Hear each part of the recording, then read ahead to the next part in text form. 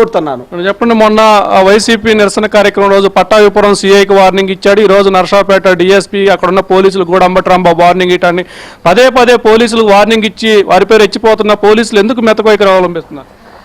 ఇప్పుడు పార్టీలో వైఎస్ఆర్ పార్టీలో ఇతను మర్చిపోయారు కాబట్టి ఇతనికి ఒక గుర్తింపు రావాలని చెప్పి ఇంతమంది నాయకులు నిరసన కార్యక్రమాలు ఇన్ని చేశారు. ఇన్ని చేస్తే ఎక్కడుండారో తెలియదు. గుంటూరులో కూడా నీదే గొడవ, ఇక్కడ మళ్ళీ సత్తెనపల్లి వస్తా కూడా నీదే గొడవ. నీ మొహానికి ఒక ఫ్లెక్సీ వేయలే. ఇక్కడ నువ్వు ఎలాగో పోయి చూడలేదు అనేది వాళ్ళందరికీ తెలుసు. నువ్వు అక్కడ పార్టీలో ఉన్నావో లేదో నీ ఉనికిని నువ్వు కాపాడుకోవటం కోసం మరి ఈ ప్రయత్నాలు అనుకుంటా ఇక్కడ ఫ్లెక్సీ వేయలేదు, నీకు ఒక పిలుపు లేదు, ఒక ప్రెస్ మీట్ లేదు.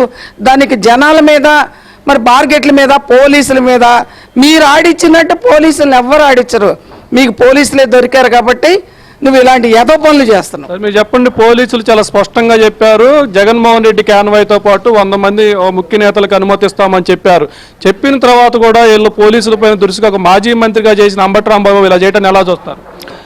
ఇది చాలా దుర్మార్గమైన చర్య. అంబట్రాంబాబు గారు బారికేడ్లు పడేసి డిఎస్పీకి వార్నింగ్ ఇచ్చి అంబట్రాంబాబు ఆయన సోదరుడు మురళీ గారు వాళ్ళ అనుచరులు ఘోరంగా ఈ విధంగా చేయటం అనేది చాలా దుర్మార్గమైన చర్య. ఎందుకంటే అంబట్రాంబాబు గారు మీకు తెలుసు, ఈ నాగమల్లేశ్వరరావు అనే అతను బెట్టింగులు పెట్టి ఎన్నో దుర్మార్గాలు చేసి అతను చనిపోయిన విషయం మీకు తెలుసు.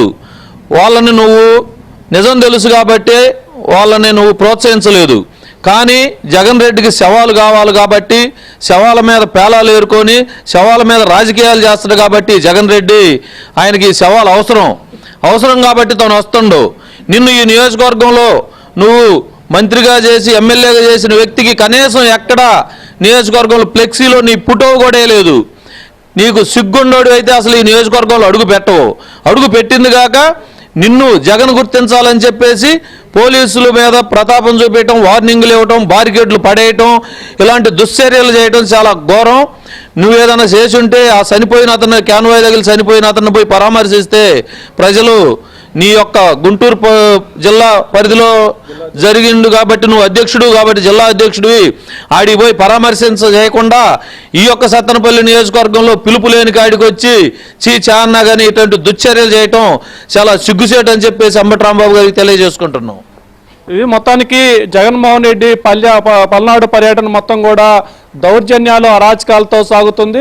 సత్తెనపల్లి పెట్రోల్ బంకు సమీపంలో పెదకూరపాడుకు చెందిన ఒక దంపతులు బైక్పై వెళ్తుంటే వైసీపీ అల్లరిమొకలు వారి చేతిలో ఉన్న ఫోన్ లాక్కున్నట్లు కూడా మనకి సమాచారం అందుతుంది. మరోవైపు సత్తెనపల్లి పట్టణంలో ఆర్టీసీ బస్సులకు ద్విచక్ర వాహనదారులకు అడ్డంగా వైసీపీ అల్లరిమొకలు అరాచకాలు హల్చల్ చేస్తుంటే వారిని కంట్రోల్ చేయబోయే ఒక సీఐపై కూడా తోసివేసి దౌర్జన్యం చేసిన పరిస్థితి అయితే ఉంది. వైపు గుంటూరు పల్నాడు జిల్లా బోర్డర్లో జగన్మోహన్ రెడ్డి క్యాన్వాయ్ తర్వాత మిగిలిన వాహనాలను సామాన్య కార్యకర్తల ప్రజలను కూడా నిలిపివేసిన చోట అంబట్రాంబాబు చేసిన వేరంగం చూస్తుంటే గత 10 రోజుల క్రితం వైసీపీ వెనుపోటు దినం నిరసన కార్యక్రమం రోజు పట్టాభిపురం సీఐపై కూడా ఇదే విధమైన దౌర్జన్యం సీరియస్ దౌర్జన్యం చేసి అతనికి వార్నింగ్ ఇచ్చిన పరిస్థితి అయితే ఉంది. ఈ రోజు పల్నాడు జిల్లా పోలీసులపై దౌర్జన్యం చేసి వార్నింగ్ ఇచ్చాడు.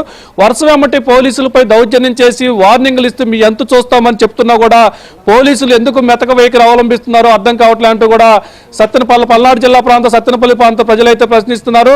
పోలీసులకు ఏమాత్రం చిత్తశుద్ధి ఉన్న అంబట్రాంబాబుపై తక్షణమే కేసు నమోదు చేసి అతన్ని తక్షణమే అరెస్ట్ చేయాలంటూ కూడా సత్తెనపల్లి ప్రాంత వాసులు అయితే డిమాండ్ చేస్తున్నారు. మరికొద్ది సేపట్లో జగన్మోహన్ రెడ్డి ఇప్పుడే సత్తెనపల్లి ప్రాంతానికి చేరుకున్నారు. సత్తెనపల్లి నుంచి రెంటపాల గ్రామానికి వెళ్లి రెంటపాలలో పరామర్శించున్నారు. ఇప్పటికీ సత్తెనపల్లి చేరుకునే లోపే ఇన్ని రకమైన అరాచకాలు దౌర్జన్యాలు చేసిన వైసీపీ నేతలు కార్యకర్తలు ఇక రెంటపాల గ్రామంలో ఎలాంటి వీరంగం అల్లర్లు సృష్టిస్తారనేది కూడా సత్తెనపల్లి ప్రాంతంతో పాటు పల్నాడు ప్రాంత ప్రజలంతా కూడా ఆసక్తిగా అయితే ఎదురు చూస్తున్నారు. Thank you Sambasivarao.